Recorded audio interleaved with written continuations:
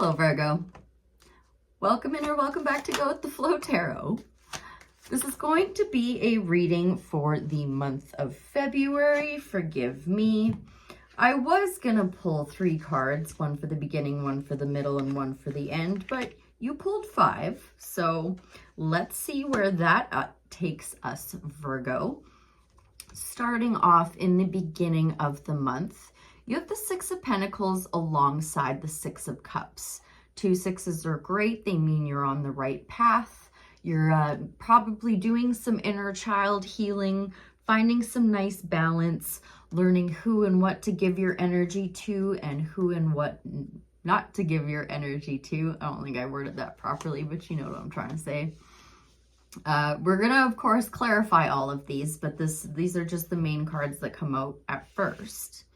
In the middle of the month, it looks like you're finding a victory that is leading to like ultimate happiness and maybe trimming a little bit of fat in the process with the Ace of Swords and the 10 of Cups coming out. 10 of Cups being the second happiest card in the deck. Ace of Swords always representing some kind of victory. I don't know why, after all this hard work and all this success and happiness, for some reason you do find yourself really in your head, kind of like you're living a never-ending nightmare with the 9 of Swords coming out for the end of the month. So let's tap in and find out. I think we're looking pretty good, and I think that's a pretty clear message for the beginning of the month, but I'll just tap in just to make sure. The 6 of Pentacles and the 6 of Cups for the Virgo Collective in the beginning of February. Please and thank you, Spirit. Yeah, no, you're certainly going to be celebrating maybe with an Aquarius or a Cancer, but what's come out is the 3 of Cups. So you're really working hard there at finding that balance, and those 3 ladies are celebrating a harvest. So maybe you're even gonna get a little bit in return for your hard work. I knew that was good. I knew that was positive. I fish for where the advice lies. If everything's looking really great in the beginning of the month, I'm going to leave that alone. 10 of Cups and Ace of Swords also looks really great, but something's going to take us to the 9 of Swords. So let's find out more. 10 of Cups and Ace of Swords in the middle of February for the Virgo Collective. Please and thank you, Spirit. Yeah, you've been working away on something. You've been taking really good care of yourself. This is solo work, and it's leading to a great deal of success in the middle of the month. Again, I think that looks great, and I'm going to go ahead and leave that alone. I think where we live today, Virgo, is that 9 of Swords at the end of February. So I'm going to tuck these aside and focus solely on that. What is going on with the 9 of Swords at the end of February? Thank you. That was quick and painless.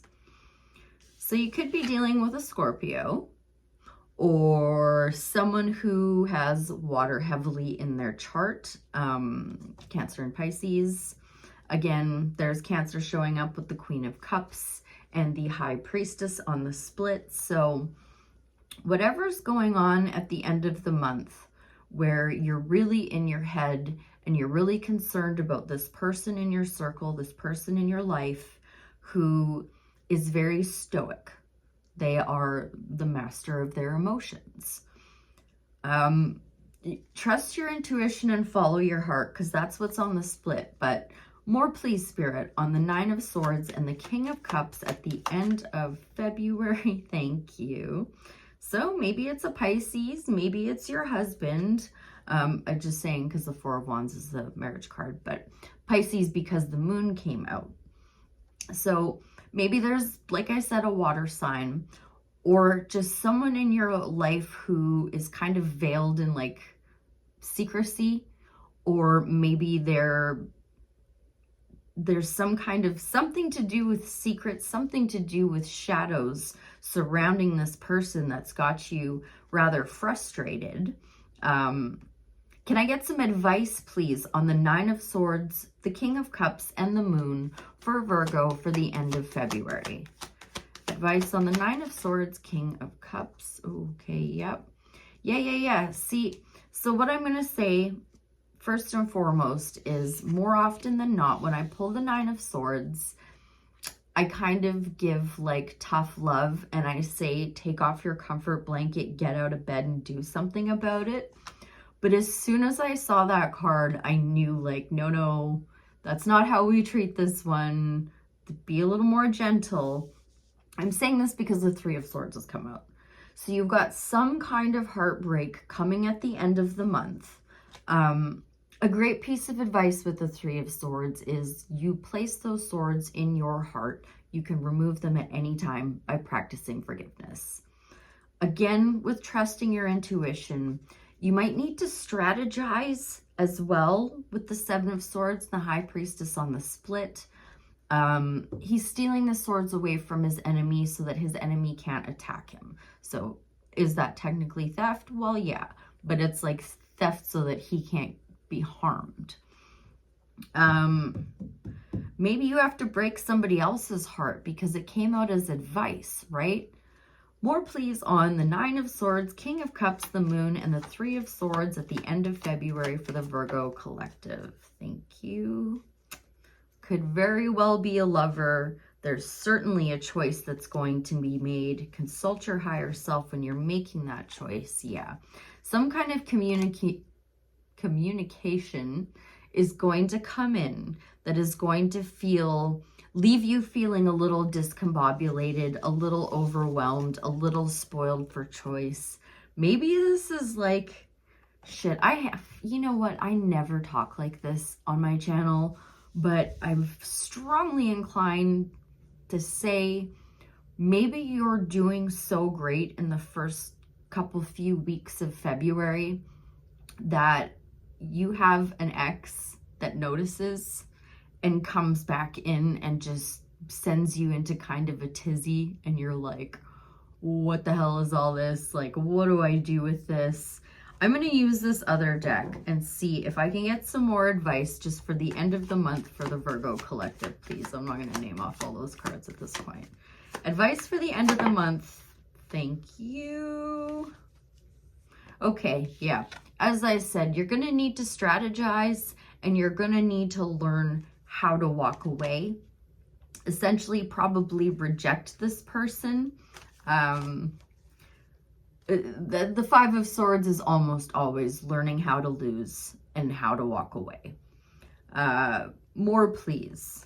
More advice, please, for the end of the month for the Virgo collective. I'm not leaving this alone until I'm satisfied.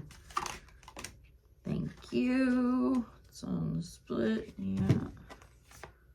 Yeah, it's coming out again. Close out the cycle. Take the loss, Virgo, when this Scorpio energy, Pisces energy, whoever this is, pops back up around the end of the month. It's basically a test. And if you can learn to walk away and close out that cycle and say, no, been there, done that. Thanks, but no thanks. I want to elevate and evolve and do better next time, not just keep redoing the same shit over and over again. Close out that cycle, Virgo. End that never-ending nightmare for good.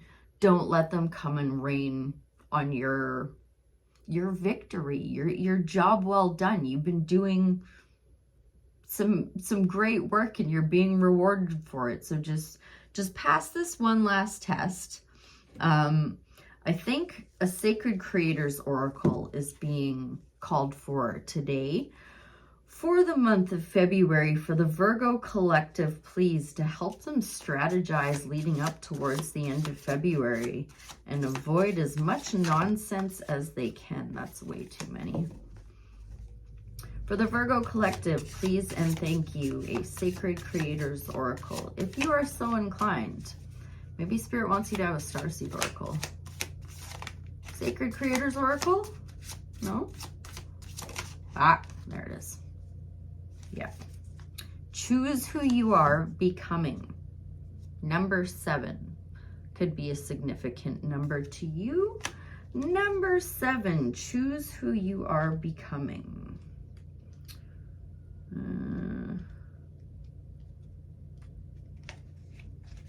Essential meanings: a choice, the duality of right and wrong, choosing the path towards your future self, taking the reins and leading the way, committing to one path and allowing spirit to deliver your dream. Self-care message: not making a choice, unnecessary delays, playing it safe and straddling two average paths instead of stepping onto one extraordinary trail, the need to over-control your future. The future belongs to who you are becoming. As a multi-passionate, multi-talented, creative being of infinite potential, choosing who you want to be can feel overwhelming. If you've reached a fork in the road, it's time to make a choice that will allow you to grow into the most beautiful version of you. This card is about the movement you make as you chase your dreams and the honest person you're becoming along the way. Here's a juicy secret: the two are intrinsically linked. You may feel blocked until you take inspired action toward one goal.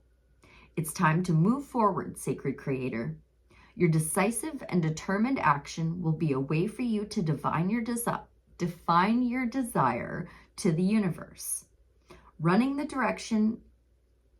the direction of your dreams, and confidently guide the unfolding of your path. Know that by not deciding, you are making a choice to remain in the same spot. And if there is one universal truth about creating things, it's that inaction is the opposite of what you are building. Make strides towards your dreams now. What lessons did you need to experience in order to stand exactly where you are standing? Has what you are working towards shifted and expanded along the way? Is there anything about what you've been building that feels too small for your big sacred future? Have you been making choices based on what's possible today instead of what's possible tomorrow? Choose who you're becoming. And I think, maybe, just maybe, closing out a cycle will help you do that. I hope that was helpful. I thank you ever so much for being here, and I'll see you again real soon. Bye for now.